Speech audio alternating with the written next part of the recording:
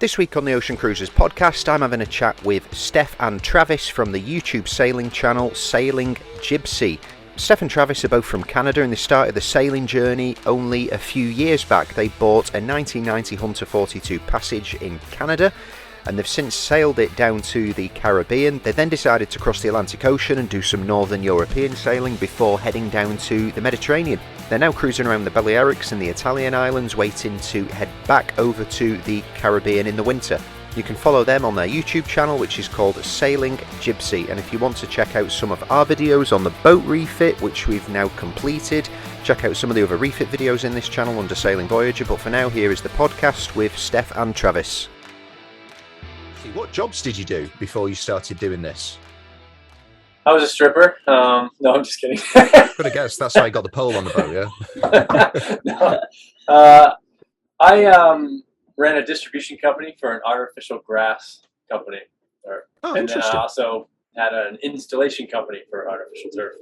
So we specialized in like residential backyards. And what I did that and started it in Vancouver and then made my way over to the East Coast, Toronto. And then that's where I met her. Yeah, I was working downtown Toronto for the government, for the compensation board. Just the Monday to Friday, sort of 9 to 5 sort of thing. Did that ever since I graduated school. Totally didn't think that this was where my life was going to be. I thought I was going to be in that job until I retired. It was like a golden handcuffs sort of deal. And that's where I thought I was going to be. So she met the West Coast. Let's go explore. The West Coast stripper, yeah. He was, like, we're complete opposites. He's Vancouver, chill, just came to Toronto for work. And I grew up in Toronto, city, go, go, go sort of person, much more, I guess, structured, planning, that sort of thing.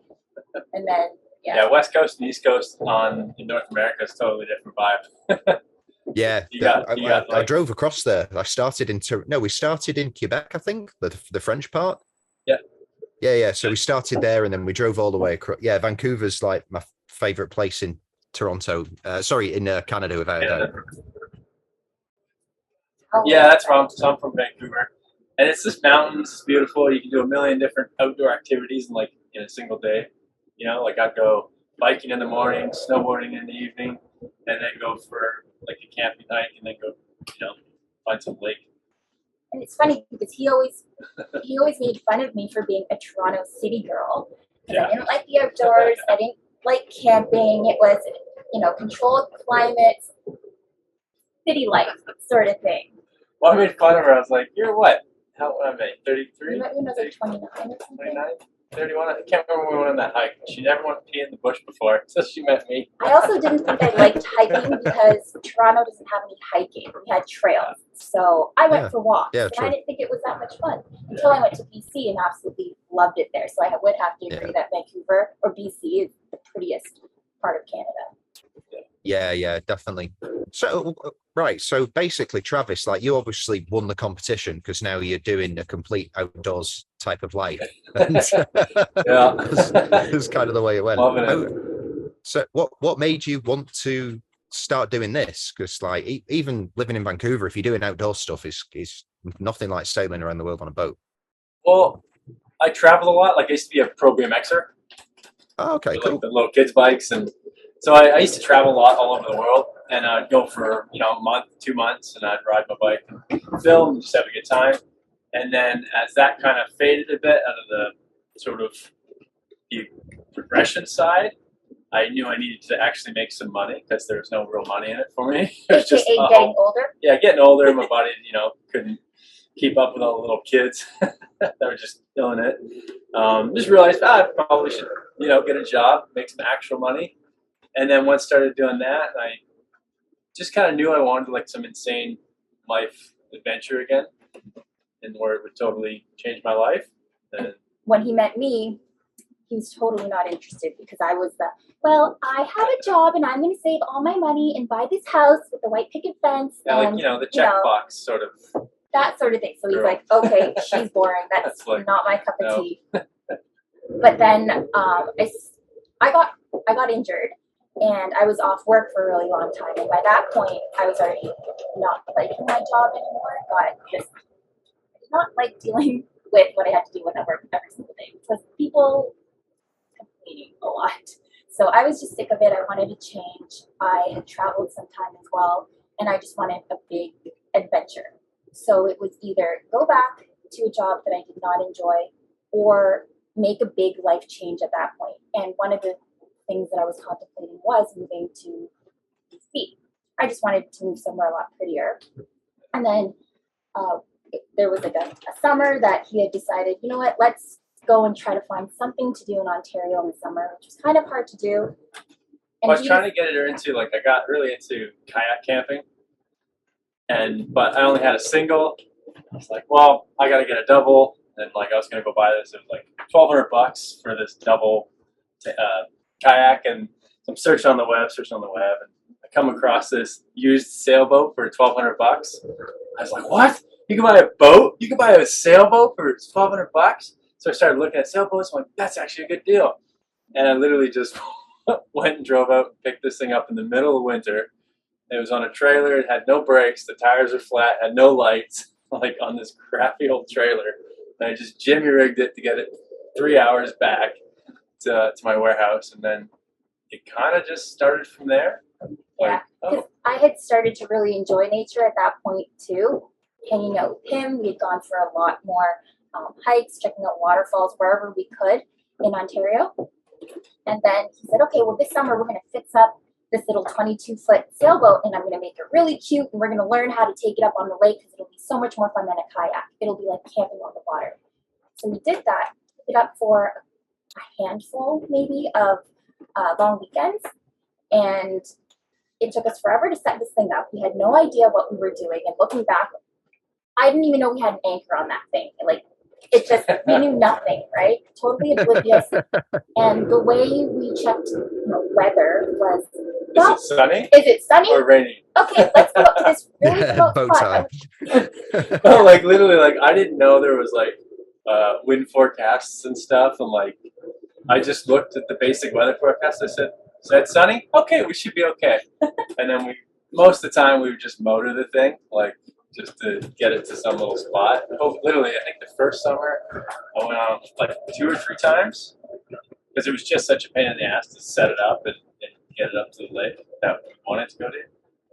And next summer, I think maybe not even 2 or 3 times. Yeah. But so still didn't really have a grasp of sailing, but it definitely sparked like this, massive interest. And then obviously the sailing YouTube channels. I started watching sailing YouTube, and I'm like, what? There's people, like young people doing this?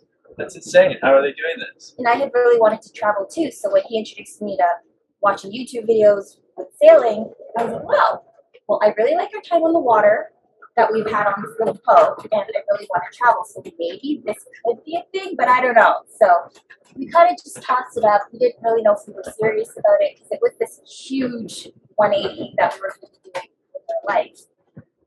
And he had said to me, like, I don't know, Stephanie, like, do you think you're going to be fit for being on the water 24/7? And we were out on this boat in the middle of Lake Huron.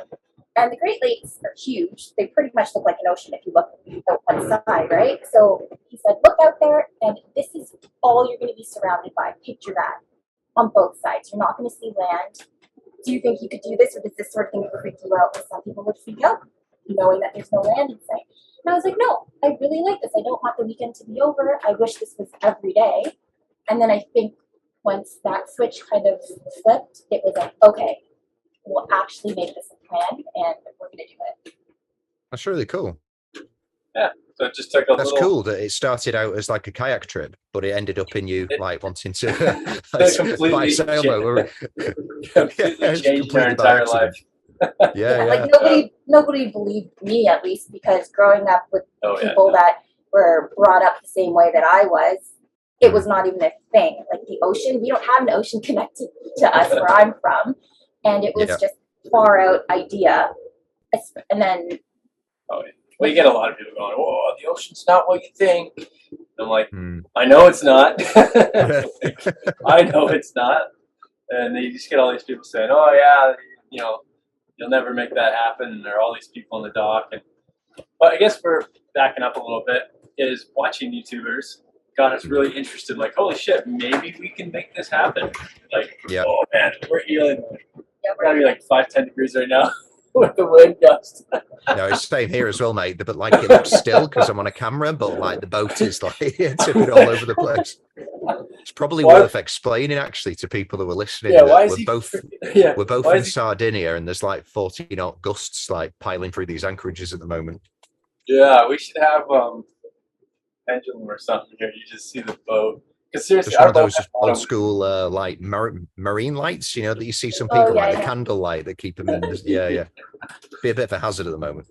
Yeah, it'd probably knock one of us. But yeah, so we have like. Yeah, so I was just saying. So where did it go from there? So like, you know, you're on the lake and you had a nice time on this little, you know, $1,200 boat. But like, how did you then figure it out and like put a plan in place to like take it to the next step and do what you're doing now? Was there another boat after that, or did you just get the one that you're on now? So I guess backing up to when I said that I kind of wanted this big change, the second summer that we had this little boat, I only went on it maybe one time because I had broken my ankle pretty badly. And when I was off work for a while, I said, well, I'm not going back. So are you really serious about this plan? I don't like that job, but if we're not going to make a 180 here, like I really need to know because I got to do something. So he said, okay, this is actually going to be our plan. Let's devise something.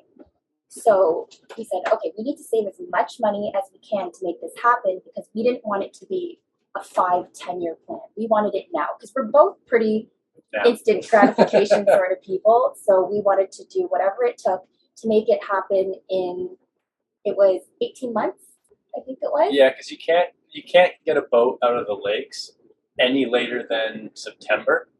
Because if you go up to like Nova Scotia, it just gets way too cold by the time you get there, and it's like treacherous waters. So your only option is going out a canal system way that takes you to New York City, and the canals close mid-October. So like, and it takes a few weeks to get through. So like, I kind of knew that okay, if we're gonna start this now and we do it for like literally we'd have 18 months, like that's our date to leave. Like, so what can we save and how do we find a boat? That's if we found a boat in Toronto. But we actually were looking at boats everywhere. He was like, we're going to pack up. We're going to go fly somewhere to Croatia. I think he said Croatia. Well, the Med, I was like, there's a lot of boats cheaper in the Med because, you know, charter boats and you can find a really good deal. So I started looking like crazy there, started looking crazy in Caribbean as well, because you'll find charter boats in the Caribbean, but you also find a lot of like cruiser boats because the Caribbean for a couple of years and they're done. So like, anyways, that's where we're looking. I'm like, I'm not even going to look on the lakes because who's going to have a cruising boat on a lake? So in the meantime, we said, okay, this is what we're going to do. We need to make money, as much money as we can. And we both had very, very good jobs. So we said, okay, we'll keep doing what we're doing because it's the only way that we're going to make as much money as, I guess, possible. And I said, okay, well, I'm going to go back to work if for sure we're doing this. So we said, okay, we're going to bust our ass for the year and a bit. And then in the meantime, we had lived 5 minutes down the road from a marina. And we would go there every single weekend to just take it in, look at boats, and kind of just, dream. Yeah. And get a coffee and just walk around the marinas and dream. So he wasn't looking on the lakes for boats, nor was he looking at hunter boats. So those two things were completely off the table until he just randomly saw a hunter. The more you read and everything, I started talking to people too, and they're like, just go on every boat, because we didn't have a single idea of what, we had an idea of what a 20-foot boat felt like, but it's not a comfortable, livable sort of boat that we would want to be on.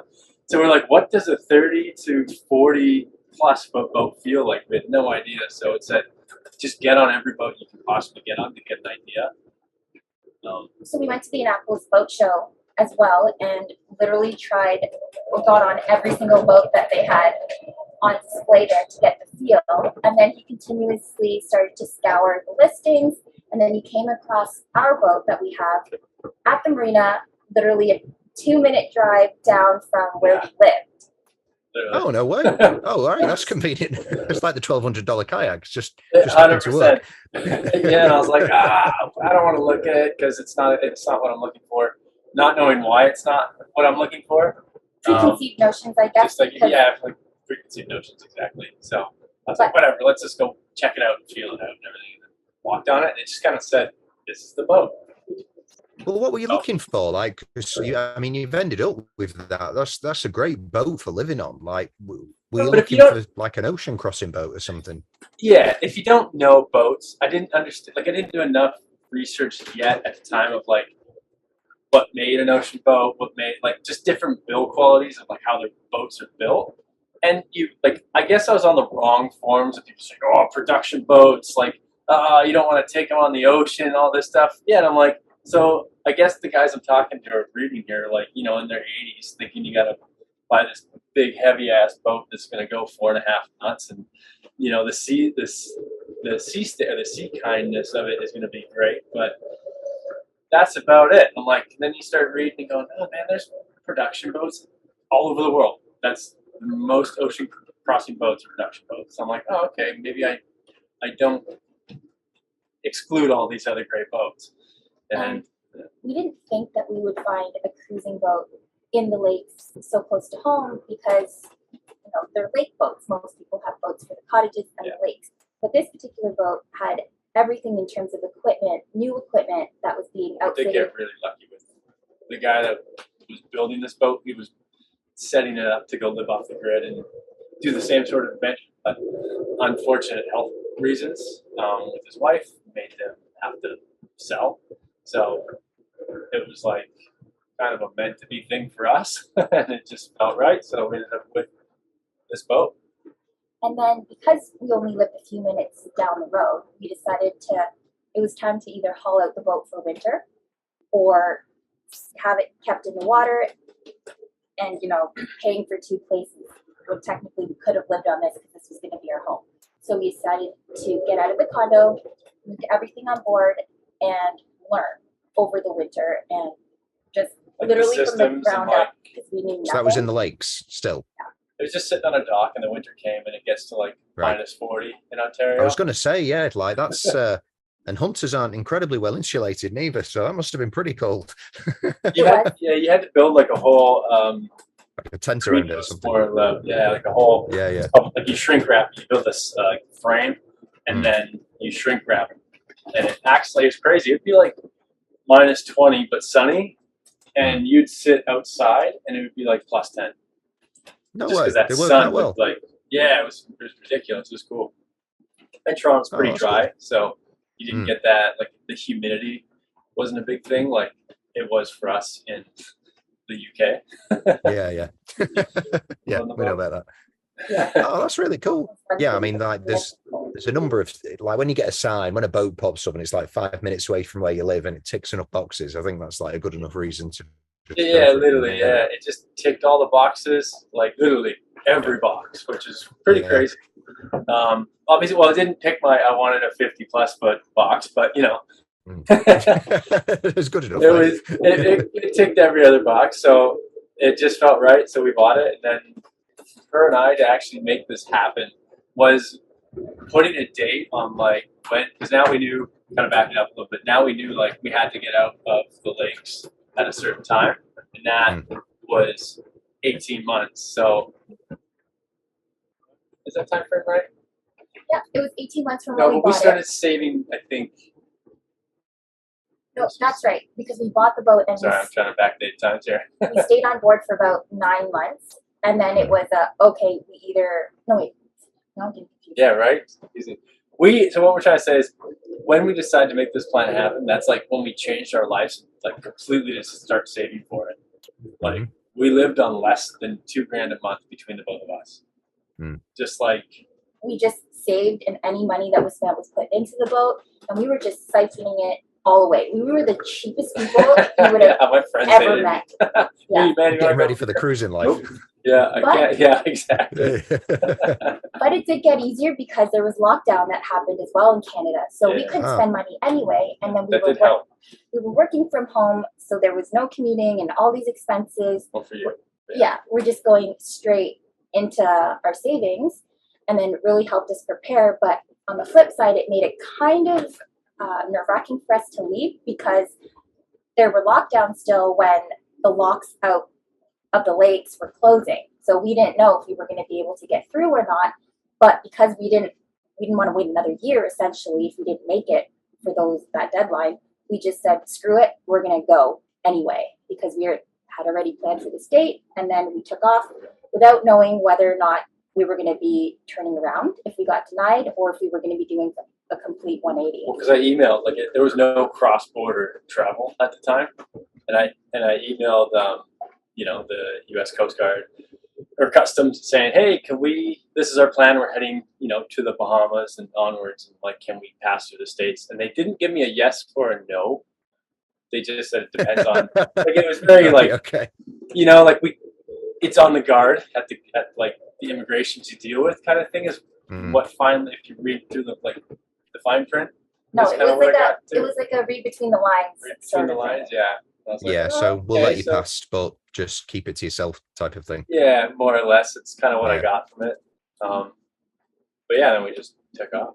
And then it started. Yeah, that's really cool. Crazy. So what did you do? You just took off out the lakes. You eventually ended up in like New York, I imagine. And then you just like cruised down the coast to the Bahamas.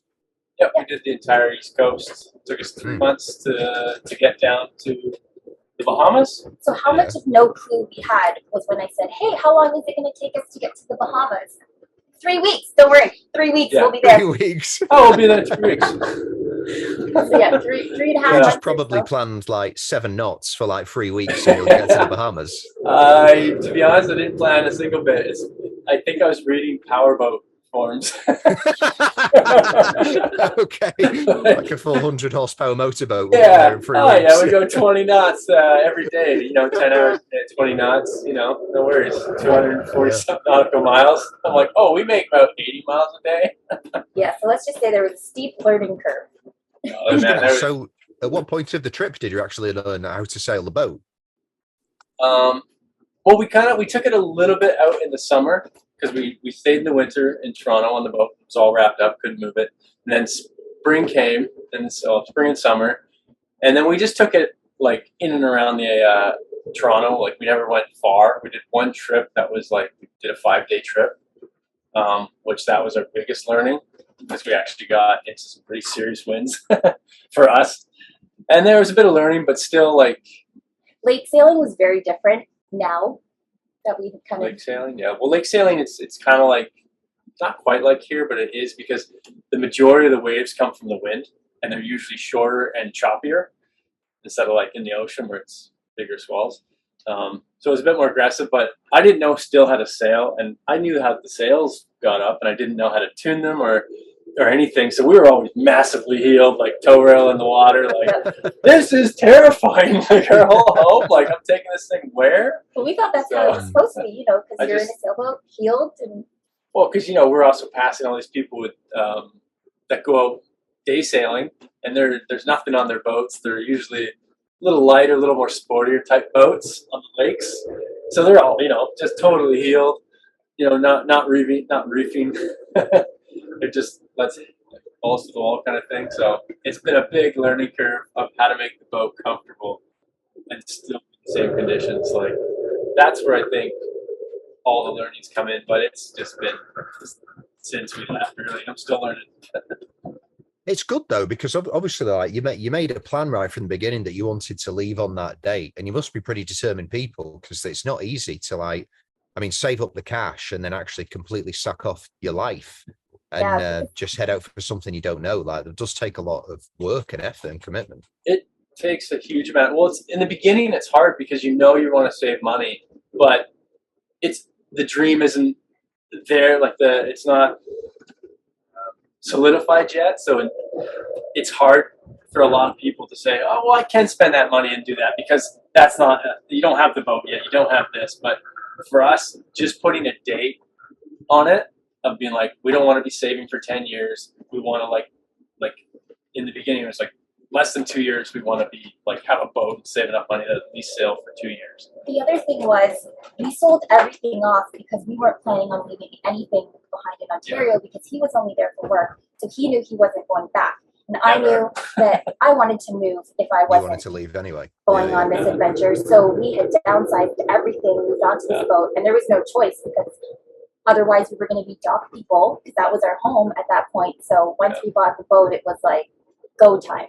We knew that everything was being put towards leaving, so we had to have a date. Otherwise, it would continue on and just press on, especially with the lockdowns and the lakes. If we didn't leave now, then we another year, then another year, and it just wasn't something we wanted to wait for. Just like you, I don't know your full backstory yet, but I think, you know, that's one thing is to really start saving your money and like structuring your entire life around saving money to make this dream happen, to where you can't go hang out with your friends, you can't go do this certain thing because it's going to take money, and but you have a bigger goal and a bigger adventure. But no, I don't know where I was going with that. Anyways, Saving money. Saving money was saving money, buying the boat, putting a date on it is a big thing. Oh, sorry. The next hardest thing we ran into was actually leaving, because now you're leaving the safety and security of what you've built. Like for us, it was our careers. To leave that was like, wow, okay, we're leaving good incomes and security. And I think, you know, a lot of people get struck with that. If they have a plan to set off the dock and go, they go, you know, the excuses become too heavy. And then it's like, it was actually really hard for us to say, okay, but I think the whole plan, the whole thing that COVID was there, and we kind of were humming on, like, can we even get across the border? Can we not? And then what did really help was, screw it. Let's just go and see if we can get through the border. And if they did let us across, then that's it. That's the mind made up and everything. But I would say that was the next, like, most difficult thing is to, like. Well, the thing is, it goes against like everything that you've ever been taught about being an adult, really. You know, do you know what I mean? Like from a kid, you're always taught like you get a job, responsible, save, so you can get a house. And it's like doing what you're doing literally breaks every single rule that you've been taught. You know, these are the things you have to do when you grow up. So it's like, right. It was pretty contrary to everything unconventional. you've been known. Yeah. But I do think the nomadic lifestyle is a massive thing, because homes become it just doesn't make sense for a lot of people to try to accomplish all those things, to then maybe be too old to ever get out. Because like for Canada, to buy a home, it's insanely expensive. Like a place Vancouver, the size of our boat, super expensive. Like a place the size of this boat cost me almost $1 million. Like, so, you know, and that's not a forever home. So what, you take $1 million mortgage out for something that you're going to want to remortgage in a few years?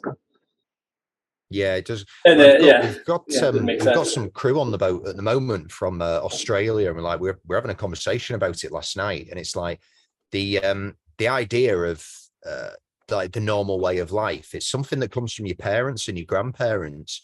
It's like not even achievable for people our age anymore. Like forget people like younger than us. Like how on earth now can you like leave university, get a normal job, and make a plan to get like a house that's like $1.5 million?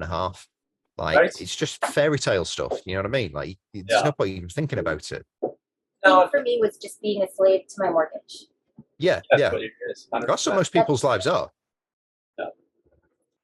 And it's like, I know this, and I just, that for us, that wasn't appealing. And, you know, and I think life's meant to be lived. And it depends what you want. Like, obviously, you know, we're taking the other sort of unknown areas, like, well, what are we going to do when we're older? You know what I mean? Like, am I going to be 80 all busted up, you know, living on a dime kind of thing? So that's the whole other thing where you're like, well, like, so Travis, it was probably easier for you because you're a bit more of like an adventurer in a way with like the outdoor activities. But like Steph, you were like fully invested and committed to like the career and the 9-to-5 stuff. You had all those goals laid out. Yeah. So it was pretty far. It seemed really far-fetched from, you know, the views of my family, my friends. They're just like, what? Like, you're not an outdoorsy person. You've never been that type of person. Yes, traveling, this and that, but you go back to your regular life. And I think what changed the views of a lot of people was when they weren't able to go anywhere. And they couldn't do what they wanted to do, and then all of a sudden everybody's perceptions changed, and all of a sudden it became, oh, you're so lucky to be doing that. Like, I envy where you're going or what you're doing, and the fact that you can actually make this change, because a lot of people don't have the courage to be able to make that change because they're scared. You don't know. And we were scared. We had no idea. We still have no idea what's, where we're going to be tomorrow, where we're going to be next week, let alone a few years from now or 10 years from now. But I think for me, it was more about enjoying my everyday. And that's what superseded it all, because I did not enjoy waking up in the morning knowing that I had to do something I didn't enjoy doing on a regular basis, only to look forward to my Saturdays and Sundays. So that was kind of what I took above all else. And I think a lot of people understand that now. And people have come around to really realizing that, wow, maybe that, that isn't something to think is so far-fetched or outrageous. Yeah. I think COVID definitely like switched that in a lot of people's heads, because it's like, yeah. I mean, you have to go back to the Second World War to reach a point in time where like the government was saying you're not allowed to leave your house. So like, right. I think yeah, really, like that's we had a plan to go cruising that was like 10 years. We were going to save like $1 million and get this amazing boat, and it's like, as soon as they said, oh, you can't take your dog for a walk now, you're not allowed to go to the house, you can't take your kid to nursery, I was like, all right, done with that. No, we're having another plan in place now. So yeah, I don't fancy living by those rules. So it changed for a lot of people. A lot of people started cruising like after COVID or during COVID, because they felt like they needed to escape. Well, I think most people we met in the Caribbean were the same thing. Oh, we left. We just sold everything and left. Like, everyone we met they were just kind of on that same sort of path and just needed a big change, and never had any experience and just bought a boat and left, kind of thing. A lot of families too, because we didn't think there were going to be as many kids families as we saw, but there were tons of families because they're like, yep, took my kids, we're going to homeschool them, and we left. So, there is some light, with the whole COVID thing, right? It just totally gave that boot to a lot of people that had maybe a thought about it, and they go, well, screw it, like, can't do anything here, let's go try this. And as well, like, a lot of people started working from home, so that helped as well, because then maybe they can work abroad. So, what did you guys do like when you quit and then you got the boat and then you quit your jobs, did you have like a plan for finances? Because you do YouTube, so like you'll make some money for that. But like, was that something that you were like factoring in, or were you thinking you might have to get remote jobs or what?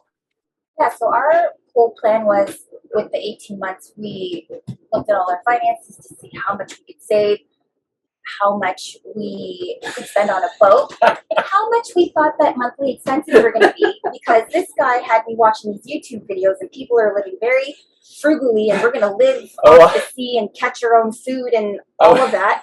I was watching some French channel. Oh, we live off $500 a month. So that's what he told me it was going to be. I'm like, oh, I'm like, okay, if we just bump it up, say we're not quite $500 a month, but let's just say $1,000 a month. I'm like, we can live for that. Yeah. Still way off from what I counted. Right, but we did look at damn you YouTubers. Yeah. So we did look at how much we thought we were going to have after we, pooled all our income for the months that we had saved, after buying a boat within this budget, yada, yada, yada. Then we looked at, okay, we might be able to cruise making no money for a few years. And if at that time we can kind of gauge if it's for us or if it's not and we want to change. But we're not the type of people to run it all down. Like, we're not going to run down our bank accounts and go, okay, we're completely out of money. Well, what are we going to do now? We knew that if we made no money, we would hope that YouTube would have helped generate some money for us, which it did, fortunately.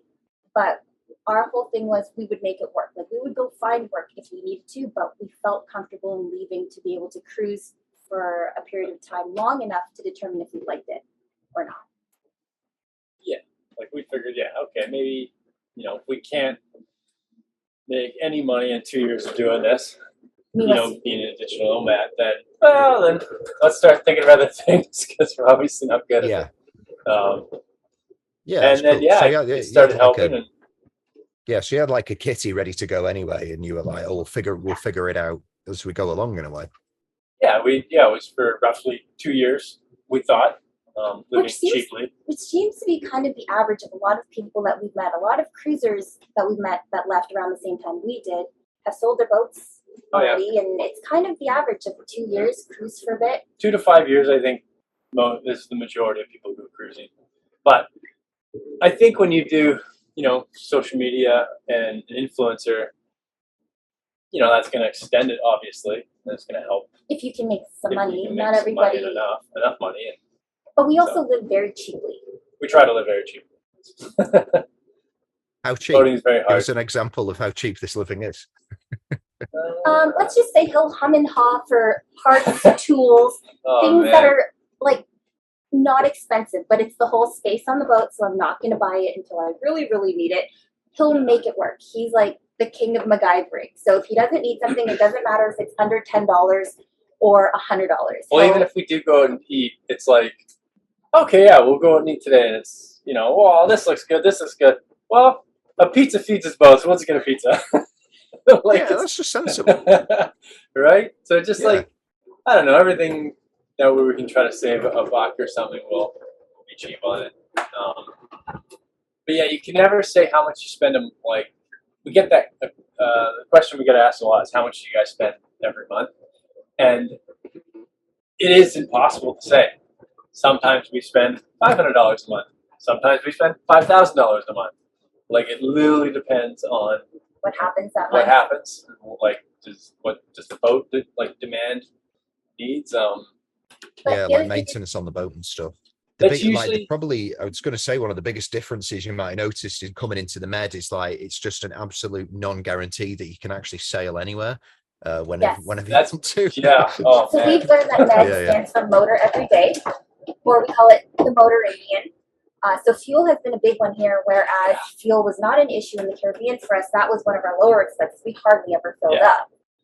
So our main expenses were on groceries. But here, we've been spending on fuel, but at the same time, we also try to anchor. So I was going to mention, we don't go to marinas ever until we're forced to or have no choice. Just been on this side of the pond, but other than that, we don't pay for those sort of fees if we can live. Yeah, so where I've found where it's easy to live cheap on a boat is the Caribbean. 100%. You can anchor, 365 days of the year. So you're not spending any money there. There's not a lot of really super cool places like restaurants you really want to go see. So you're going to eat at home a lot more and make your own meals taste a lot nicer. And you can go fishing, spear fishing too. And you can find food that way. But yeah, I did know when coming to this side of the pond, we would have to figure a marina for the winter. You might have to take a dock in some of these places that we go. So it was a bit scary coming across, knowing that we'd be taking on potentially a bigger expense, which we have. So, but at the same time, we always said that we wanted to go as far as we could within a certain amount of time because we didn't want to. That's kind of why we moved so quickly as well, because we want to be able to see as much as we can. Trying to make that money just stretch as long as you can, and if you can get, if we end up getting all around the world, then the next time we go, we'll slow it down, and then enjoy the places that we might have boogied on through. For her and I think if we're sitting anywhere longer than 3 days, I get antsy. I'm like, time to go. Yeah, same. Yeah, I like looking at something, but when it's the same mountain for a weekend, I'm like, okay, next place. Let's go check somewhere else out. Yeah. So in what we're doing, our lifestyle, I think that's perfect. It's a good amount of time to hang out, see it, and then let's go. But when we get stuck in an anchorage like we are here for the last week. Yeah, I'm really bored of Sardinia at the moment. I can't get out already. We haven't. Yeah, we've been to land once. We've been here in Yeah, it was just to get groceries for this. We knew that flow was coming. Yeah. That's literally the only I think I've been to land for. Was pizza, beer, and then I just took the crew to go and get more food, which is pizza and beer, basically. So that's the only thing I'm going to land for at the moment. Well, when you get to, sorry, go on. I was going to say, when you get to the Balearics, it's pizza and sangria. Oh yeah. You can find pizza and sangria. a liter of sangria for anywhere from $12, €12, which is so cheap for a liter of sangria. Yeah. Oh, it's Yeah, great. well, you can get it bottled as well, which is actually quite nice. Which my wife drinks a lot. She actually really likes that. So like in the evening, we'll sit down, like we'll like put something on the TV, and she'll just like drink this bottled sangria. She loves it. Nice. Is it the red? Yeah, the red one. Yeah, Oh yeah, yeah. we've seen We're that we're one. a, we're a white sangria people. Yeah, It's like it's a light red makes us really sleepy. yeah, White's yeah. like She a has like the good dark red one. yeah dark yeah. Yeah, yeah. Just go. Pass straight out. It's like me. I was having a conversation with the guys earlier. We were like, okay, what booze should we get for the next couple of weeks? And I was like, whatever you do not get me red wine because I get drunk off one. I can drink like 20 beers. I can have a liter of vodka, but if I have one glass of red wine, I'm shit faced. I don't understand how it works. And they were like, okay, we'll get you some red wine. I was like, all right, that's actually going to save me a bit of money. So it's a good idea. Fair enough. So what made you want to like cross oceans? Because, like sailing down the coast is, I suppose it can be a bit challenging, but it's nowhere near as daunting as like doing a Northern Atlantic crossing. So that was a pretty ballsy move. Well, the East Coast definitely sucked. I really didn't like sailing the East Coast. One, because I didn't understand conditions. I just understood if the wind was in my favor or not. I didn't understand currents. I didn't understand like anything really. I just said, "Oh, I know I can sail that direction. Let's go." And we got our asses handed to us because I didn't think the Gulf Stream ran all the way up the East Coast. So we would always take a northerly down, and that's wind against tide, and we always just got smashed. It became a lot of rough sailing. But doing the Caribbean, in my opinion, it's really easy. You know the wind's coming from one basic direction, east of some sort, and there's no real currents or tides. So there's not a lot of planning that has to go involved. You just have to look if you want to sail in 20 knots of wind or you want to sail in 15 knots of wind that day, kind of thing. So, and then we met a world cruiser before, and this when we started talking about, yeah, I'd love to go see Northern Europe, Ireland, and everything like that. And his advice was, "Have you done an overnighter?" And we said, "Yeah, we've done like a 31-hour." That was the most we had done because we got pushed out on the East Coast. So it wasn't really by choice, but we had rough sails before, so we're like, But okay. I took his words because he's like, "Have you done an overnighter?" And I said, "Yeah." He's like, "It's just that over and over again." So on repeat. yeah, I said, "Oh, I guess so." Like, yeah. and then he's like, "Yeah," and after 5 or 6 days, you'll get your sea legs, and then that's really when it just starts to feel more normal. And I was like, "Yeah, it makes sense. It's just day in day out, and as long as you know your boat, and I work on the boat constantly. Like, I think boating to me is just preventative maintenance. Like, yeah. as long as you're constantly on it, knowing what your systems are and how good they are, then I think you'll feel a lot more confident about going on a big adventure, crossing an ocean. Definitely. Than kind of neglecting a lot of things in a boat, going, maybe it'll be okay. Then, yeah, obviously you're going to have a lot of doubt, but constantly being on your boat every day helps you understand your systems and feel more confident. So to feel comfortable on our boat, having been on it, 24/7, having had some uncomfortable passages, we felt like it was doable. Like, it wasn't scary. It was more exciting because we knew we wanted to see new places. Because I personally had never gone to Europe before, or the UK. So it was just something that I've always wanted to do. And I don't know, it just wasn't scary. I thought it might be because before leaving, I never thought that we were going to be crossing the Atlantic so soon. It might have been like one day maybe we will. Let's see how it goes in the Caribbean. And then a year later, we were crossing, but it wasn't really a thought in my mind of it being scary. The only thing scared to me was I don't want to lose my autopilot, and I don't want anything happening to our water, our water supply. That's like the two main concerns I actually have is autopilot and water supply. And the ability to check weather. Like, we knew we had the ability to check weather, so it wasn't as daunting. And you can, crossing an ocean is just planning for the next day of weather. Like, where do you want to be? Okay, I'm going to head this way, and that'll help me for the next day, get through that, and so forth. But to me, what made me really excited to cross the ocean was there's a whole other bunch of learning to do on a boat out this way. Like, it is a totally different world. Like I said, the Caribbean, in my opinion, is pretty easy to hang out on a boat and be comfortable and learn a boat, which is perfect. But if you want to like broaden your skills, I think heading kind of where we went up and around the UK, Scotland, Faroe Islands, like there's a lot more weather planning and a lot more that goes involved into understanding, like to looking at mountain ranges and figuring out what the water's going to be like down there, or like looking at, I don't know the name, like topographies underneath the water and understanding what it's going to do, and just like so much more learning that could be had. And I was really excited to get that sort of learning in. And there, you get into a lot heavier winds up there. Like we always sail 20 plus knots of wind up in and around Ireland and Scotland. Mm. Yeah, definitely. I think as well, it's like, it definitely makes you a more competent sailor. So like, coming into the Med or going back to the Caribbean, that would just seem pretty simple compared to like what we're dealing with in Scotland and stuff like that. Yeah, well, that's actually now why now I'm excited to kind of go back to that area to see if it is what I thought it is. Yeah, and with more knowledge.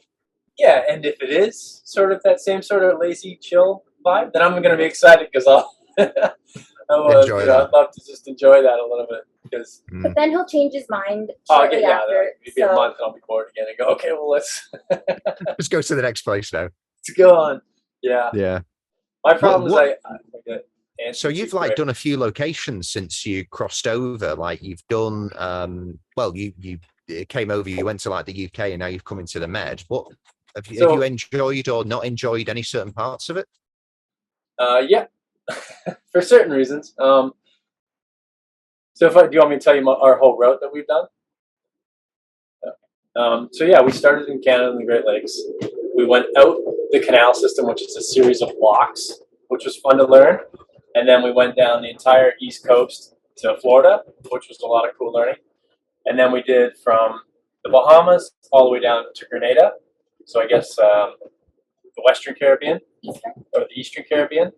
And then we turned around, came back, went to St. Martin, staged to cross to the Azores to Ireland, and then we went from Ireland to Scotland to the Faroes, and then turned around, went back to Scotland, and then did the west coast of the UK, the south coast of the UK, and then went over to the canal systems through the Netherlands, and then turned around and went up the east coast of the UK, and then did the Caledonian Canal, then through Scotland back to Belfast, Ireland. All nice. In like 2 years. Yeah, that's a lot. It's a lot of moving. That's a hell of a lot. Yeah. That's like a ridiculous amount of boat work. Yeah, wow, yeah. Okay. And then now we're then the whole west coast of Europe. The only place. No, we've done the entire western European mainland, and now we're in the Med. And I would say the Med has been my least favorite. From a sailing perspective, it's different. For the comforts of being on a boat. Like the land is super cool, the cultures, people, all of that is amazing. I don't ever feel comfortable leaving the boat in an anchorage full of hundreds of other people, like hundreds of charter boats, don't know how to anchor or don't care how to anchor. Yeah.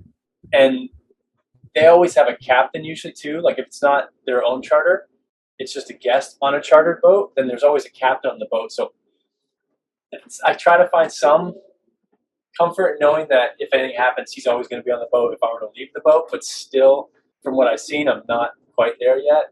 So it's just been the uncomfortability of just basic living on the boat makes me not enjoy the boat so far. And then there's not a lot of wind. Yeah. No. Two really good points actually. What about you, Steph? What have been your preferences and dislikes?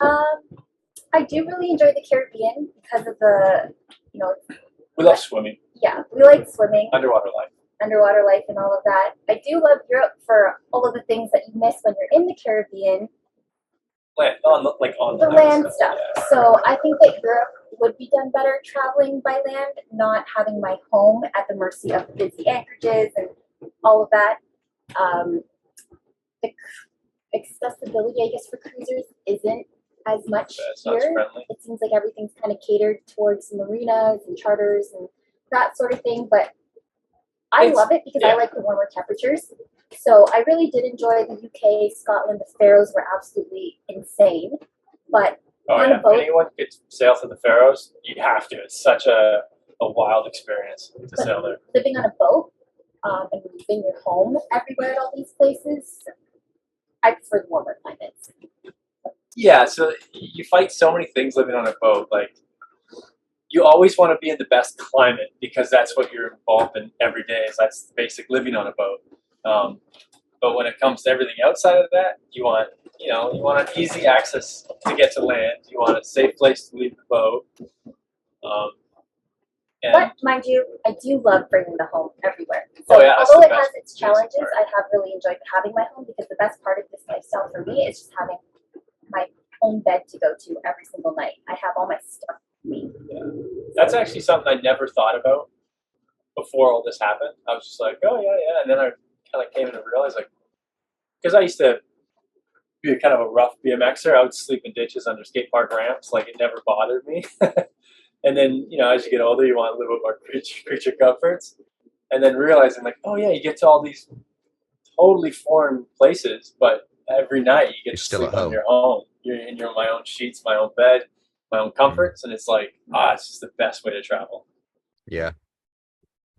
Yeah, that's really cool. So what's the plan? Like, what are you thinking? So, I mean, you've just been inside the Med for this season. Are you going to stay here over the winter, or we thought about what are you going to do? You're going to head back to the Caribbean, or what? We thought about going all the way inside. I personally really want to go to Greece. That was on my bucket list in the Med.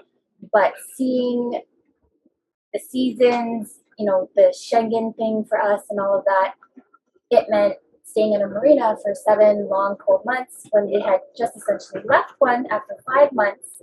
I don't think I want to do that again. So I kind of want to chase summer. That's my whole thing. Yeah, so like it came hand in hand with, one, we want to keep in a good climate. We didn't want to go back into a winter sitting forever. And that's hard to create content when you're just sitting on a dock. You can only show so much, boat maintenance. You have to start doing the stripping on that pole. Yeah.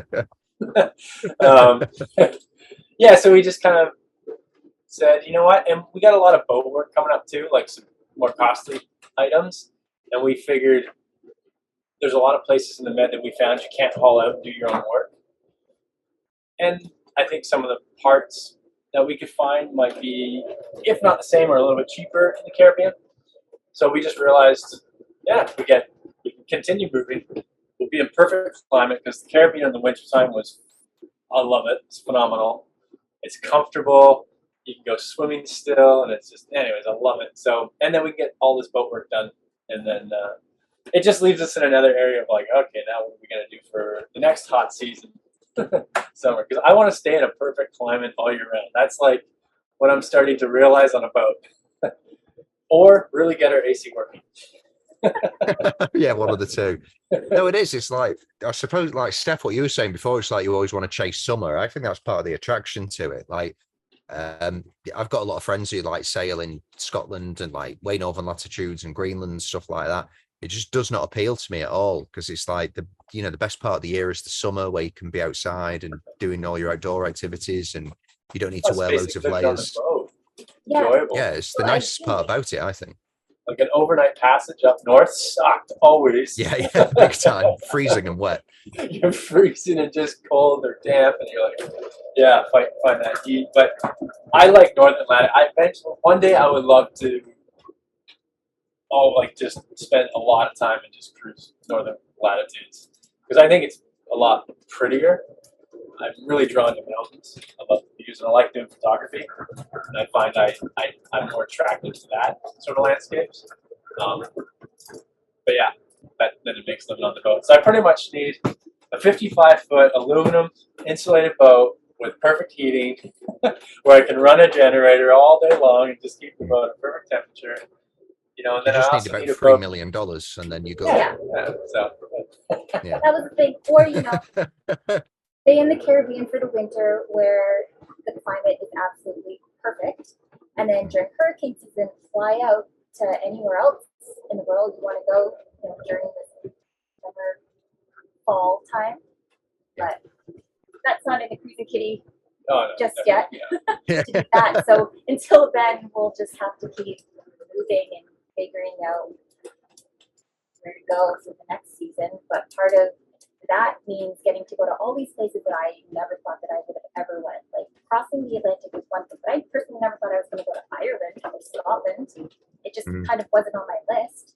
No, yeah, that's the best part about doing this. Like, you're not making huge jumps. You know, you don't have to. You'll make a 10 to 14 hour cruise, and then you'll stop somewhere, and then you get to see this town that you would never travel to. And some of my most favorite places have been places I didn't even know existed.